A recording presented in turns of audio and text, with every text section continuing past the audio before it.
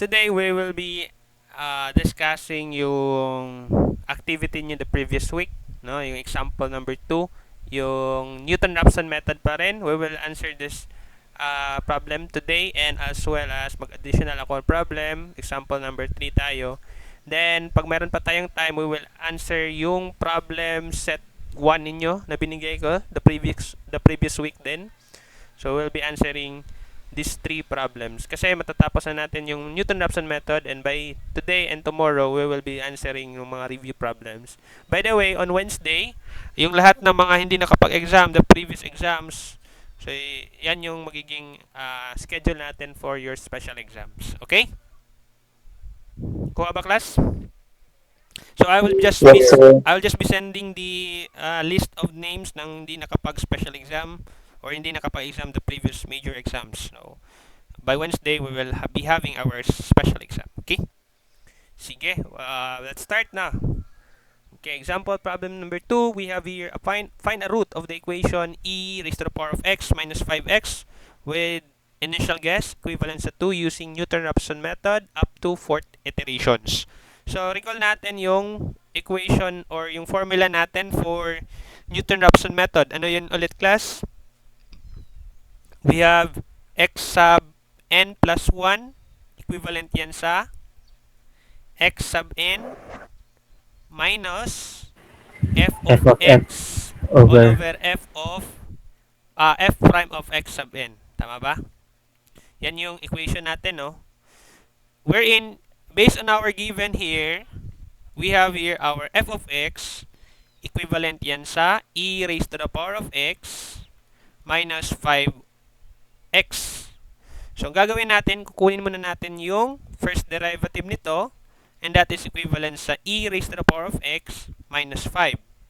So, therefore, yung gagamitin pala natin na equation na ilalagay natin sa calculator will be equivalent sa x sub n plus 1 is equivalent sa x sub n or ilagay natin x na lang. So, yan yung magiging ilalagay natin sa calculator natin. X, then yung f of x sub n natin will be equivalent sa e raised to the power of x minus 5 times x. Yan yung original equation natin.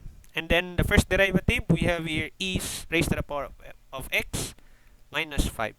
Okay, yan yung magiging working equation natin na ilalagay natin sa calculator. So, gawa tayo dito ng table. Ito yung gusto ko makita sa solutions ninyo, ha?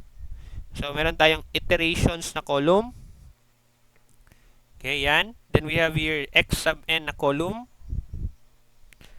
And lastly, yung x sub n plus 1 na column. Okay, x sub n plus 1 na column. Sorry. Yan yung gusto kong makita na column sa solutions ninyo, no? Then, gawa kayo ng ilang rows depending on how many iterations na ni-require dito sa problem. So, based on our problem, 4 na iterations. So, gawa tayo ng 4 na rows. Okay, hold on. Mali. Okay, pangit yung no. Line, hindi straight.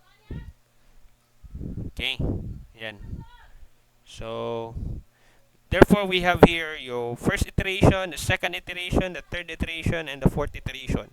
Kasi sabi dito, up to 4th iterations. So, yung x sub n natin is yung initial guess natin, which is x sub o, which is equivalent sa 2. So, ilagay natin dito, 2.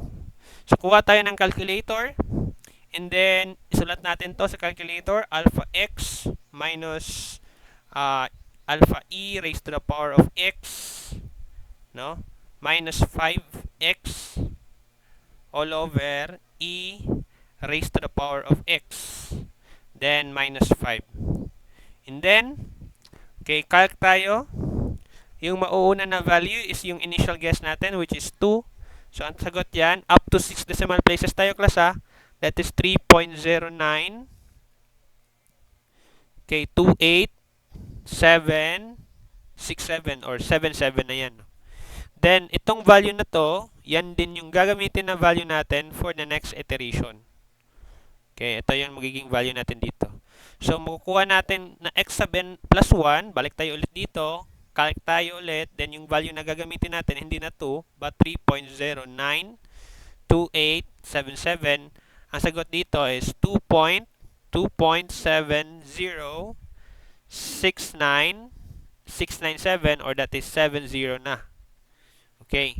Itong value na to is yung gagamitin natin for the next iteration. So, balik lang tayo dito. Calc. So, gawin nyo 2.706970. Okay, so that is 2.5618, then 39. Okay, then ito ulit yung magiging value natin for the next iteration. So, balik tayo dito. Calc 2.561839. So, ang value nito is 2.542939. Tama ba, class? Ito ba yung value natin dito? Okay. Yes, sir. So, meaning to say, that is now the roots, or that is one of the root, no, na kinukuha natin. So, that is 2.542939. Okay. Now, if you may ask, no, sir, pwede lang ba ganyan sa yung magiging solution namin for the final exam? Yes, of course. So, I just want to see etong table na to. No need na ipakita pa yung individual substitution of x. Pwede na tong ganito, no? Ilagay nyo lang sa calc yan. Diretso na kayo maglagay ng 2, yung value ng x sub n plus 1 for the next iteration, and so on and so forth. Until masatisfy ninyo ilang iteration yung nandito sa problem. So, since up to 4 iterations, so yung last na x sub n plus 1, yan na yung magiging sagot ninyo. Now, if you may argue, no, if we will be increasing the number of iterations, like for example 5, 6, 7, 8, and so on and so forth until it approaches to infinity, so yung x value natin would eventually stabilize. Magsa-stabilize yan o mag-converge yan. Meaning to say, yung x sub n natin and x sub n plus 1 somehow magiging similar lang yung value niya. So uh, until that happens, okay, so, whatever value na makukuha mo for x sub n plus 1 na mabalik-balik lang, yun na yung magiging roots ninyo. Pero for our problem, until 4th iterations lang tayo, ah. Okay, if we will be checking this problem, no? So, try natin, check na diretso. So, e raised to the power of x, okay, sorry, alpha x tayo, minus 5x. Diba sabi dito, if you find a root, okay? So, i-equate natin yan to 0 kasi yung description or definition ng root is yan yung value ng x wherein yung function natin would be equivalent sa 0 or mag-equate sa 0. Kaya, in-equate natin yan sa 0 dito. So, if we shift calc this one, then ang ilagay natin solve for x is yung initial guess na 2. So, ang ibibigay niyang value would be 2.542641. Wherein ang yung nakuha natin dito is 2.542939. So, di ba? Malayo siya, pero malapit lang din siya. Malayo pero malapit. Ganyan ba? No? So, anong ibig sabihin nito? Kasi nag-stop lang tayo sa 4th iteration. Kapag if we will increase the number of iterations such that if we will say iterations is n, as n approaches to infinity, yung magkukuha natin na value would be approximately equal sa 2.542641. Okay? Pero dito sa ating problem, until 4th iterations lang tayo. Okay, meron din naman mga problem na until 6th iteration or 5th iterations makukuha na or mas stabilize na yung value ng x natin. Okay, to verify that one, let's try example number 3. Okay, find a root of the equation 1 over x minus 7 with initial guess of 0.1 using Newton-Raphson method up to 6 iterations. So, same thing pa rin. Isulat natin yung equation natin para hindi natin malimutan. X sub n plus 1 equivalent sa x sub n minus f of x sub n all over f prime of x sub n. Wherein yung f of x sub n natin or f of x natin is equivalent sa 1 over x minus 7. Kung kukunin natin yung first derivative nito, So obviously, yung derivative ng negative 7, since that is a constant, magiging 0 lang yan. Ang derivative ng 1 over x is equivalent sa 1, negative 1 over x squared. So therefore, yung magiging equation natin pala na ilalagay natin sa calculator would be x sub n plus 1, equivalent yan sa x sub n or x na lang minus, okay, f of x, what that is equivalent sa 1 over x minus 7 all over negative of 1 over x squared. So, sir, pwede ba ito ma-simplify pa? Yes, pwede naman, pero pwede lang din hindi nyo i-simplify, no? Yan lang yung ilagay nyo sa calculator. Okay, hindi ko naman ipinagbabawal na i-simplify nyo o hindi. Pero for me, okay na to. Okay na to. So, gawa kayo ng iterations ulit na table, iterations. Then we have here x sub n, then we have here x sub n plus 1. So, gawa tayo ng columns. Ayan. Then, gawa tayo ng rows. Ilang rows class? 6, kasi 6 na iterations. So, yan, no. Okay. Sandali lang class, ha. Gawa tayo ng 6 na rows.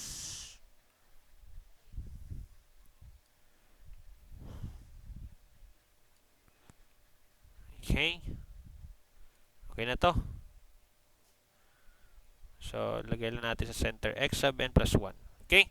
So, first iteration, second iteration, third iteration, fourth iteration, until last iteration, sixth. So, yung x sub n natin is 0.1. Okay, yan yung x sub n natin. So, now, we will need to input this in our calculator. Alpha x minus, okay, 1 over alpha x, then minus 7, all over negative of 1 over x squared. Okay? Then calc tayo.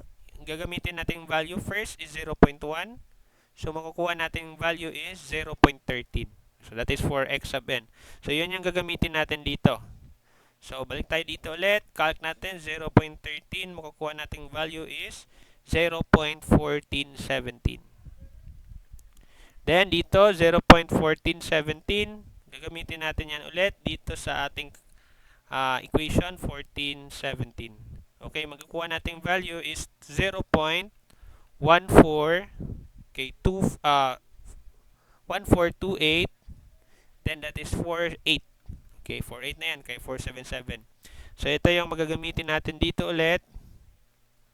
So calc tayo ulit, then 0.142848. Yung makukuha nating value is 0.142857. So, itong value na to, gagamitin natin ulit dito sa next iteration. Okay? Then, calc tayo ulit dito. 0.142857.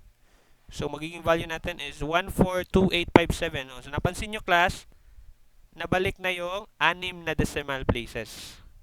So, kung gagamitin natin to sa next iteration, you would be expecting the same value pa rin, no? 0.142857.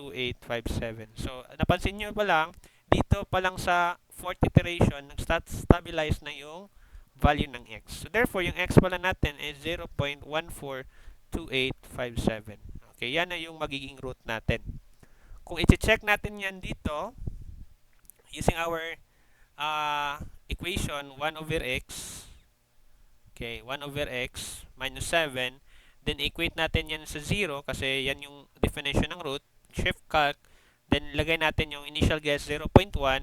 So, ang makukuha nating value is 0.142857. The same thing. Exact value nito. Okay? Nakita nyo naman, no? So, therefore, yan na yung magiging roots natin. Or magiging root natin. Isa sa mga root natin. Nakuha ba, class? Questions? Questions? Sir. Wala? Wala na, sir. Okay, sige. Okay, kung wala naman, so try natin sagutan yung problem set ninyo. Yung review problem set 1, no? Ng previous week. Okay. So start tayo dito sa number 1. Okay, find the derivative of the given function. Okay, starting tomorrow, no, magso-solve lang tayo ng mga review problems. Okay, prepare ako ng mga review problems galing sa exams 1 until 7, no? So So basically, kasi yung discussion natin for final exam, yung coverage lang is itong Newton-Raphson na ibinigay ko sa inyo. And then, the remaining problems is galing din sa exams 1 until 7. So magre-review problems tayo. Okay, let's start with review problem set 1. Okay, find the derivative of the given function f of x equivalent sa square root of x plus square root of x plus square root of x plus dot dot dot. So, pag dot dot dot mean to say continuous, same pa rin. Kung ano yung value nito, yan yung magiging value natin all throughout. Okay? So, ang gagawin natin class, para easy yung magiging calculation natin, we will let yung f of x natin be equivalent sa y. Okay? So, therefore, we have here y equivalent sa square root of x. Okay? Square root, square root of x, then square root of x plus square root of, okay, square root of x then plus dot dot dot, no? Yan yun.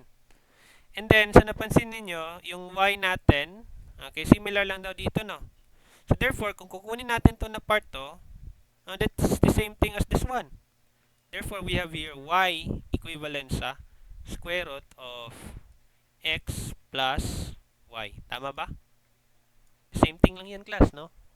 And then, if we will be squaring both sides, okay, squaring both sides, ito makancel na yan, no? So, we have here y squared equivalent sa x plus y. Okay? And then, etong part na to, transpose natin sa kabila, no? Para mas easy lang. So, we have y squared minus x, o unahin natin yung y, okay, minus x, equate that to 0. So, ito na yung magiging working equation natin. So, to find the first derivative of y with respect to x, so basically, you find dy over dx, okay, you find dy over dx, we would be needing to implicit differentiate these terms. So, with respect to x, i-differentiate natin yan implicitly, okay, with respect to x, such that yung derivative ng y squared with respect to x, so that is 2y, then dy over dx. Tama ba? Then we have here, the derivative ng y is equivalent sa dy over dx din. Then derivative ng negative x would be negative dx over dx. Equate that to 0. Okay? So we now have itong dy dx, ano natin yan, i-factor out natin yan because that is a similar thing. Okay? Ito yan, common sa dalawa. That is 2y minus 1. And then that is negative dx over dx, 1 na yan. Equate that to 0. So itong negative 1, pwede natin yan i-transpose sa kabila. Okay, so they have here dy over dx, then 2y minus 1 equivalent sa 1. Then, cross-multiplying, ito magiging denominator ng 1, or simply we can divide 2y minus 1 sa lahat ng terms na to. Okay, so makancel ito. So, therefore, we have here dy over dx equivalent yan sa 1 over 2y minus 1. Now, hindi pa ito magiging simplified version kasi meron tayong 2y minus 1. We can still, what? We can still express this 2y minus 1 in terms of x. So, ang gagawin natin, since meron tayong itong part na to, no? Okay. Gaya natin dito. So, since yung y squared natin is equivalent sa x plus y, ang gagawin natin, maghahanap tayo ng equation na 2y minus 1, then yung i-express natin in terms of x. So, in other words, ito, pwede natin i-transfer sa kabila, magiging negative yan lahat, no? So, 9 ko lang yung y, then minus x. Similar lang sa ginawa natin kanina, no? So, napansin nyo naman, meron tayong tinatawag na quadratic equation. So, we can use the quadratic formula for this to solve for the value of y. So, yung y natin would be equivalent sa, okay, di ba, negative b, positive negative square root of b squared minus, what? B squared minus 4AC. 4ac. Okay, then we have here 2a. So, ano yung, parang ito yung a natin, ito yung b natin, ito yung c natin, constant. Kasi meron tayong y naka-squared. Diba, kapag sa quadratic equation, x square, x yung naka-square. Dito, y yung naka-square. So, yung x dito would be treated as a constant. Okay? So, parang, yung y natin equivalent sa yung negative b natin, yung b natin is negative b or negative 1 pala, sorry. Dito ba? Negative 1 yung ano natin, no? So magiging negative of negative 1, okay? Pagpalagay natin, okay, positive negative. So yung b square natin is negative 1 squared minus 4, okay? 4 tapos yung a natin 1, then yung c natin is negative x all over 2 times 1. Okay? So, ilagay natin yan dito. Okay. Transfer ko lang muna to ha. So, itong part na to, ilagay natin, sabihin natin y equivalent sa positive 1 na yan. Then, positive negative. Ito magiging 1 minus positive 4x. Kasi negative times negative magiging positive na yan. All over 2. So, therefore, ilagay natin to, magiging 2y. Ito, transfer natin sa kabila, magiging 2y. Okay, equivalent sa 1. Positive negative, square root of 1 plus 4x. So, i-treat lang natin or i-consider lang natin yung positive. Ito, transfer natin sa kabila. Okay, mangyayari niyan, magiging 2y minus 1 equivalent sa square root of 1 plus 4x. Okay? So, napansin nyo naman, yung 2y minus 1 pala natin, which is yung nandito, is equivalent lang pala sa square root of 1 plus 4x. So, therefore, yung magiging sagot natin, okay, from here, yung dy over dx pala natin, would be equivalent sa 1 over square root of 1 plus 4x. So, yan na yung magiging sagot natin for this problem. Okay, nakuha nyo ba? Naka-follow ba kayo, class? Yes, sir. Oh, So, pwede galing. lang 1 over 2y minus 1 ang Hindi. sagot. Kung nasa sa kung nasa ano, kung naka-choices siya tapos meron nito dun sa choices, pwede naman. Pero pag wala, you need to simplify it. Mean to say, you need to express in terms of x. Kasi dito, in terms of x ban lahat, no? So, since may y tayo dito, hanapan natin yung paraan, yung y natin ma-equate yan sa x. Or For, ma-express yan sa x. or ano sir, 1 over Pwede niya 2 sabihin, pwede. square root x plus square root x plus square root x. Sabihin mo, ganito, no? 1 over 2 square root of x plus square root of x plus square root of x dot minus 1. Opo. Ganyan, no? Okay naman, pero tingnan mo naman kung i-compare mo dito, mas okay itong expression na to. Although I can still accept this one, no? I can still accept this Okay, one. sir. Okay, Pero it sir. would be better, okay? It would be better if ganitong final answer yung makakome up niyo, no? Okay? So I hope that's clear to you, class. Okay, proceed tayo dito sa problem number 2. The cost of fuel in running a locomotive is proportional to the square of the speed and is $25 per hour for a speed of 25 miles per hour. Other costs amount to $100 per hour regardless of the speed. What is the speed that will make the cost per mile? So sabi dito cost per mile. So we will let y, say for example, that is the cost per mile. Okay, per mile. So paano tayo maka-create ng cost per mile na parang unit? So yung cost natin per hour, didivide natin yan ng velocity na naka miles per hour. Such that makancel yung hour, so matira would be cost per mile. Tama ba? Okay. Now, ang gagawin natin, kukuha tayo ng equation ng cost per hour. Kukunin muna natin yung cost per hour natin. So, sabi dito, ang cost daw of fuel in running a uh, locomotive motor is proportional daw sa square. So, proportional siya sa square ng speed or ng velocity. So, yan yun, di ba? So, para ma-eliminate yung proportionality sign using yung variation ninyo na topic sa MATLAS, okay, we will be introducing a constant k. Tama ba? So, magiging equivalent sa k v square na yan, no? And then, gagamitin natin yung sabi dito that the cost of fuel in running is $25 per hour. So yung cost dito is $25 per hour if you would be running 25 miles per hour. No? Sabi dito, if you would be for a speed of 25 miles per hour. So naka-square yan. So kukunin natin yung value ng K. Yung K value would now be equal sa $25 per hour. And then we have here 25 squared, 'di ba? Miles per hour magiging miles squared per hour squared, no? So yung 25 makancel 'yon. So matira nito, yung hour din makancel yang isa. So mangyari niyan, we have here 1 $1 per 25 miles squared hour. Okay, yan yung magiging K value natin.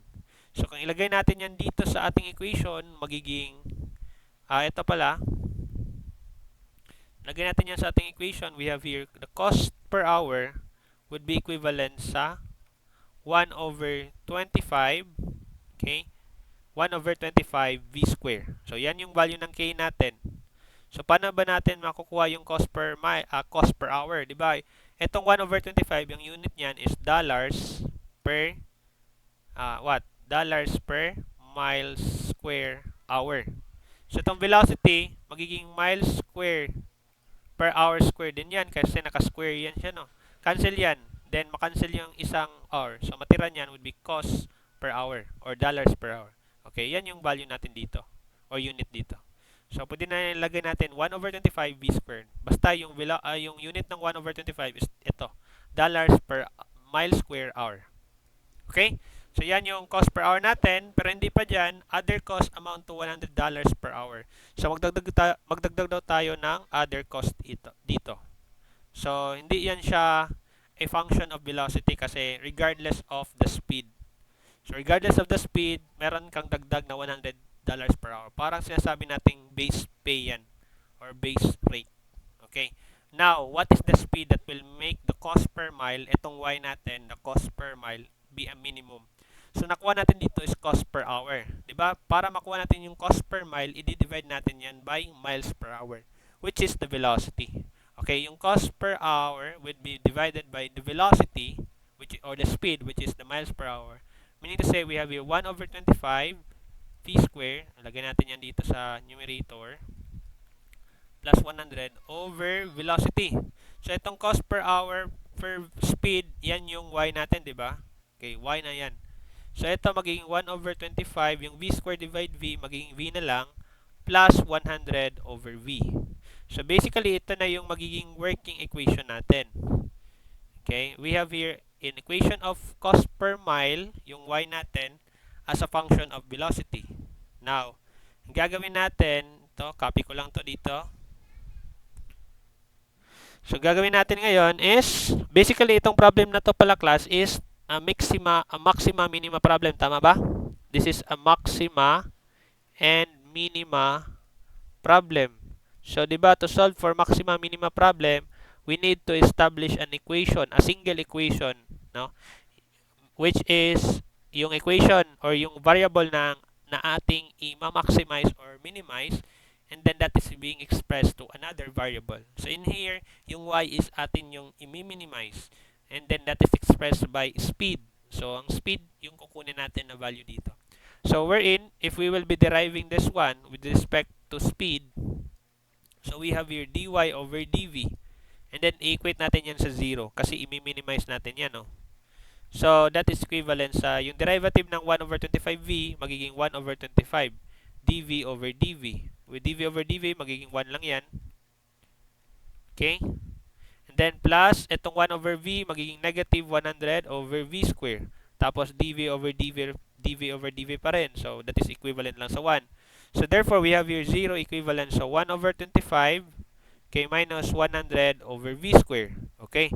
Ang gagawin natin ngayon is i-multiply natin ito by 25v square para ma-cancel yung nasa mga denominator. So 25v square times 0, dito ko na lang ilagay, magiging 0 pa rin yan. Equivalent yan sa 1 over 25 times 25v square. Yung 25 ma-cancel yan, matira na lang is v square. 25 v square times 100 v square over v square, yung v square makancel, 25 times 100 magiging negative 2,500 yan. Then transpose natin ito sa kabila, magiging unahin ko lang v squared. V squared will now be equivalent sa positive 2,500. And then we'll take the root na lang, so therefore v will be equivalent sa yung square root ng 2,500 is equivalent sa 50. 50, sir. Okay, so ang sagot dito is 50 miles per hour. Miles per hour. Yes, correct. Ito yung sagot dito, 50 miles per hour. Okay, I hope nakuha nyo itong problem na to. Okay, for our last problem, so okay, a sand is pouring from a spout at the rate of 25 cubic centimeters per second. It forms a cone whose height is always one-third of the base radius. At what rate is the height increasing when the cone is 50 centimeter high? Okay. So, I think na bigay ko na to, no? The previous na mga example nung fourth exam, pero recall lang natin. Meron tayong sand that is pouring from a spout. So, maglagay tayo parang labasan ito, spout yan, parang faucet kumbaga. And then, naglabas daw siya ng sand at what rate? 25 cubic centimeter per second. That is your dV over dt. By the way, itong problem pala is time rates, no? Diniderive natin yung lahat ng variable with respect to time. 25 cubic. Okay, 25 centimeter cubic or cubic centimeter per second. Okay, so pag pour doon natin, nakabuo daw tayo parang cone. Okay, cone. 'Di ba yung cone kanito? Okay, ito yung ground natin kumbaga. Ito yung ground natin. Yan yung cone natin. Ito yung parang sand natin.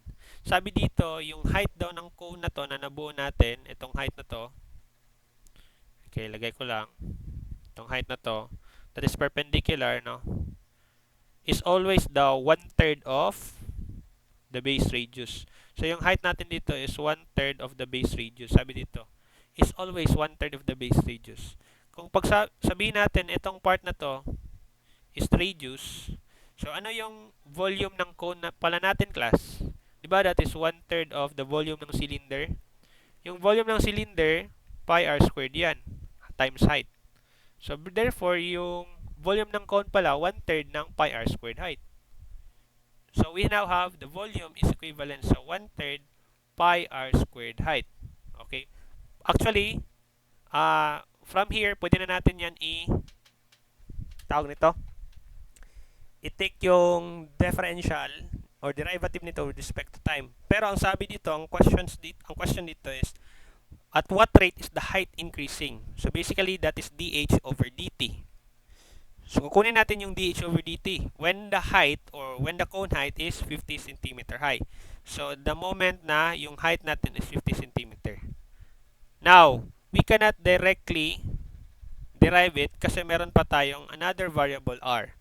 So, gawa tayo ng paraan yung r i-express natin in terms of height. Okay, using this equation or relationship, h cross multiply natin magiging 3h is equivalent sa r. Tama ba? So, therefore, yung r pala is 3h. So, ilagay natin yan dito. Volume would be equal to 1/3 pi. Yung r natin is 3h square times height. Okay? Simplify na natin further. 1/3 pi. Okay, yung 3 square magiging 9 yan. Yung yung h, height square magiging height squared times meron pa tayong height dito magiging height cube.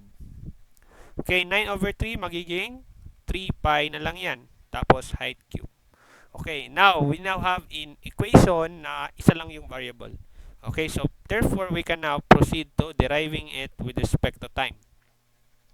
Then we have here dv over dt. Equate natin yan sa yung 3 pi. Factor out natin yan kasi that is a constant.